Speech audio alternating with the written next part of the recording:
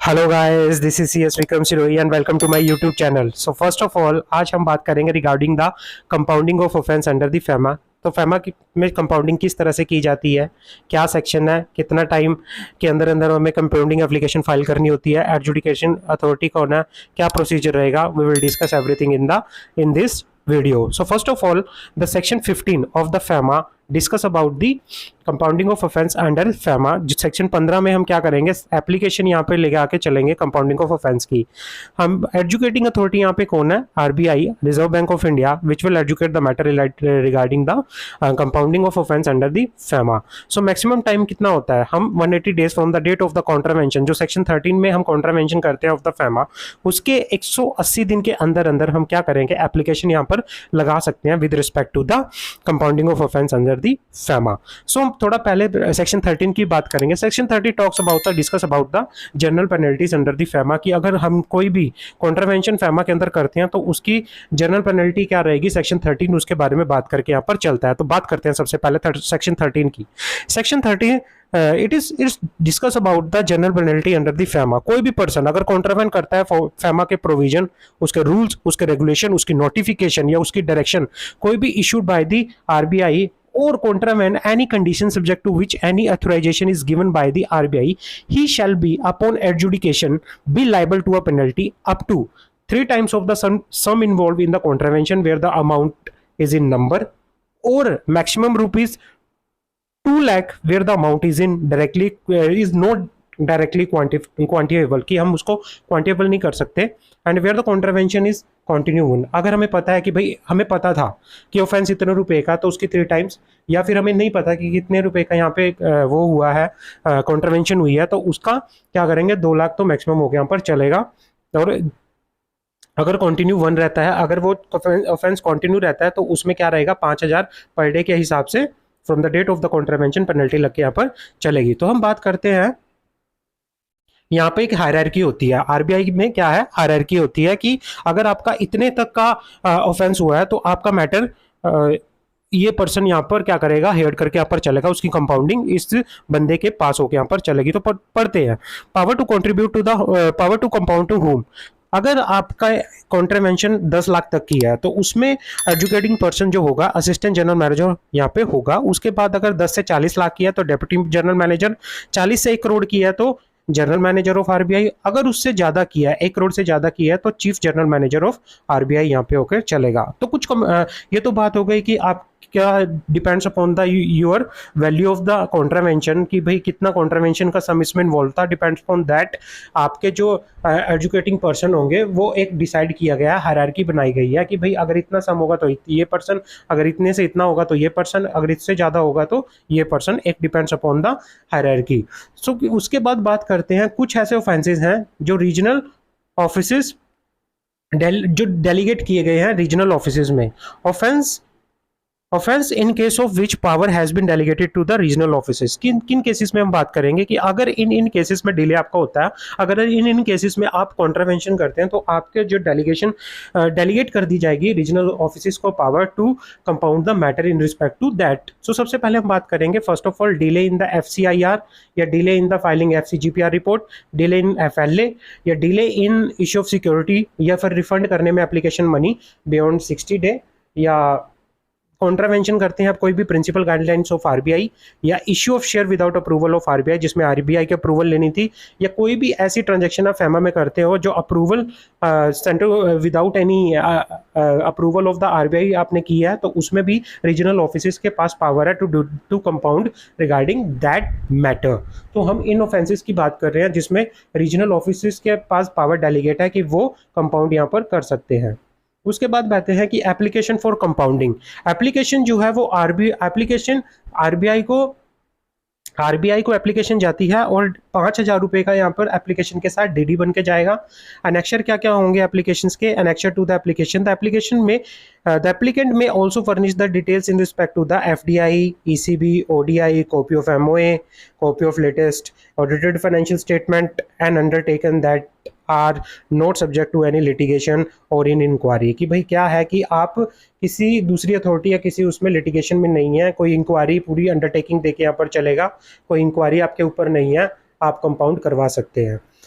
Cases where the application is not proper. अब हम बात करते हैं कि भाई हाँ, अगर आरबीआई के पास एप्लीकेशन आ गई, आरबीआई को लगा कि भाई हाँ यहाँ पर कुछ कंफ्यूजन है, application is not in proper manner, in that case RBI उसको क्या कर सकता है, in case application has not obtained the requisite approval from the authority and the application is incomplete, then the application fees returned by the crediting the same to the applicant is account through NEFT, वो पैसे वापस कर दिए जाएंगे और application को reject कर दिया जाएगा। उसके बाद क्या क्या प्री रिक्वायरमेंट होती है कंपाउंडिंग प्रोसेस से पहले। Number 1, no application for the compounding of offence, मतलब कब कब एप्लीकेशन एक्सेप्ट नहीं की जाएगी वो डिस्कस हम करेंगे यहाँ पे। जो आपने कंपाउंडिंग फैमा में लगाई है, कंपाउंडिंग एप्लीकेशन फैमा में लगाई है, तो क्या क्या केसेस हैं, कहाँ क्या क्या सिचुएशन है कि भाई उससे पहले ये देखा जाएगा कि आरबीआई क्या कंसीडर करता है कि आप अगर अपनी फैमा में एप्लीकेशन लगवाने जा रहे हैं तो सबसे पहले आपको you have to ensure that कि भाई कि application, no application is for compounding of offence shall be accepted by the RBI which is similar contravention committed by him compounded with in 3 year under FEMA. अगर आपने एक similar contravention किया है जिसको अभी कंपाउंडेड हुए 3 साल नहीं हुए, तो सेम कॉन्ट्रावेंशन आपने कर दी तो उसको हम पहले ही कॉन्ट्रावेंशन कंसीडर करेंगे, कोई नई कॉन्ट्रावेंशन कंसीडर उसका करके नहीं यहाँ पर चलेंगे। तो वो कॉन्ट्रावेंशन की कंपाउंडिंग में, तो वो कंपाउंडिंग उस कॉन्ट्रावेंशन की नहीं होकर यहाँ पर चलेगी। Where contravention relating to any transaction where the proper approval permission from the government or any statutory authority concerned as the case may be have not been obtained, such contravention would not be compounded unless the required approvals are obtained from the concerned authority। कि भाई कोई भी contravention आपने की जिसके regarding जो आप compounding लगा रहे हो, आपको पहले सेंट्रल गवर्नमेंट या उससे किसी स्टैट्यूटरी अथॉरिटी से क्या लेनी है, अप्रूवल लेनी है, बट आपने वो अप्रूवल नहीं ली, तो उस केस में भी क्या होगा, एप्लीकेशन को कंसिडर यहाँ पे नहीं किया जाएगा। Cases of contravention such as those having serious contravention suspected to, आपने कोई मनी लॉन्ड्रिंग किया है या टेरर फाइनेंसिंग किया है और अफेक्टिंग जो हमारे नेशन की इंटेग्रिटी को अफेक्ट कर रही है, और where the contravenor failed to pay the sum for which the contravention was compounded within the specified period in terms of the compounding order shall be referred to the Directorate of Enforcement for further investigation and necessary action under FEMA 1999 or to the authority instituted for the implementation of the provision of Money Laundering Act 2002 or any other agency for necessary action has the deem fit. कि भाई आपने कोई money laundering का case था, international या कोई terror finance कर रहे थे, या कोई आपने ऐसे कमिटमेंट की जो इसकी वजह से हमारे नेशन की, हमारे देश की इंटेग्रिटी अफेक्ट होकर चल रही है, तो उस केस में जो ये मैटर है वो डायरेक्टरेट ऑफ इन्फोर्समेंट के पास चले जाते हैं, ईडी के पास चले जाते हैं, या फिर किसी और अथॉरिटी के पास चले जाते हैं जो कि अंडर मनी लॉन्ड्रिंग एक्ट या फिर कोई जो स्पेशल अथॉरिटी इंस्टीट्यूट हुई है हमारे उसमें, तो ये सारे के सारे उनके अंडर आके चलते हैं। तो ये वाले जो ऑफेंसेस हैं ये भी इसमें कंपाउंड होकर यहाँ पर नहीं चलेंगे। उसके बाद फोर्थ वाला है, in case where the adjudicating authority is ED and appeal has been filed under section 17 और section 19 of the FEMA 1999, no contravention can be compounded, then application shall be confirmed in undertaking required to be furnished along with the application। तो इन सब cases में आप क्या करोगे, proper undertaking के साथ ये एप्लीकेशन दोगे, अदरवाइज आपकी प्रॉपरली क्या है, application for the compounding of offence reject होकर यहाँ पर चली जाएगी। सबसे पहले आपको ये अप्रूवल लेनी पड़ेगी इन वाले चीज़ों में कि भाई आपको किसी सेंट्रल गवर्नमेंट से अप्रूवल लेनी थी तो आपको लेनी पड़ेगी, अंडरटेकिंग आपको प्रॉपर देनी पड़ेगी कि भाई हमने प्रॉपरली अप्रूवल लिया है। ये वाले मैटर थे तो उसमें सबसे पहले जो इन्फोर्समेंट अथॉरिटी से आपको प्रॉपरली आपको परमिशन लेना पड़ेगा वहाँ से। तो ये सारी बातें हैं, अदरवाइज आपकी जो एप्लीकेशन है वो क्या हो जाएगी, रिजेक्ट होकर यहाँ पर चलेगी। तो हम बात कर लेते हैं प्रोसीजर के बारे में। प्रोसीजर क्या होता है कंपाउंडिंग ऑफ ऑफेंस का। तो हमने सबसे पहले बात कर ली सेक्शन क्या है, सेक्शन 15 बात करता है एजुकेटिंग अथॉरिटी आरबीआई है, depends upon the sum involve in the contravention. कुछ ऐसे कॉन्ट्रावेंशन है जो रीजनल ऑफिस में जाके कंपाउंड होते हैं, जो वो बात करते हैं अगर आपने FCGPR, FLA या फिर अपना FCTRS या फिर सिक्योरिटीज़ का रिफंड, शेयर एप्लीकेशन का रिफंड 60 डे के अंदर नहीं दिया, तो ये और कुछ और भी ऑफेंस है जो हमें मेंशन किए गए हैं अलग से। तो वो सारे जो ऑफेंसेस के रिगार्डिंग है तो उसकी जो एडजुडिकेशन है वो रीजनल ऑफिस में होकर यहाँ पर चलेगी। तो कौन कौन से ऑफेंसेस हैं जिसका रिगार्डिंग कंपाउंडिंग एप्लीकेशन आपकी रिजेक्ट हो जाएगी, अपने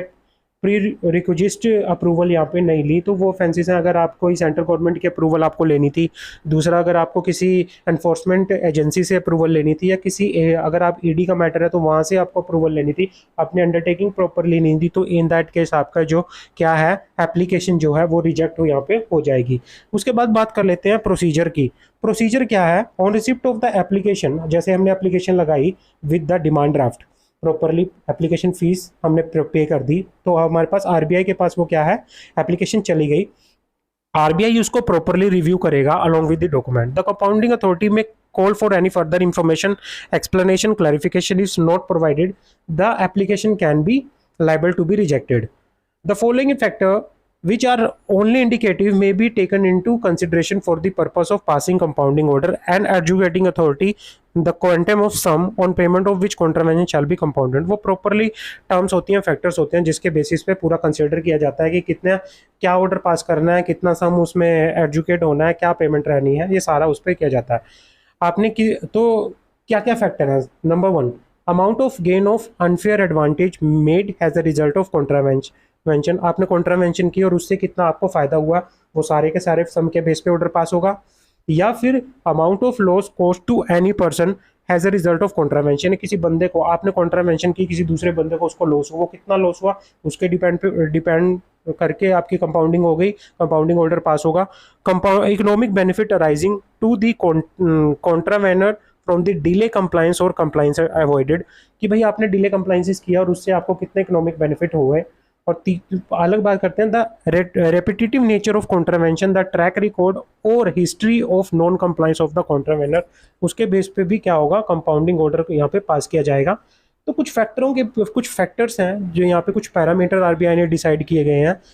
इन पैरामीटर्स के बेस पे क्या है आपका कंपाउंडिंग ऑर्डर और जो वैल्यू उसमें इन्वॉल्व है वो कंसिडर होकर यहाँ पर चलेगी। उसके बाद क्या होगा, अगर after due consideration properly considering the factor, जो क्या है, compounding authority shall pass the compounding order within 180 days from the date of receipt of the application.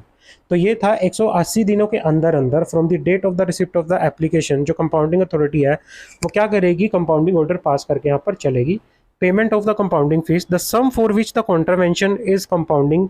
Shell be paid by way of demand draft in favor of Reserve Bank of India within 15 days from the date of the order of the compounding of such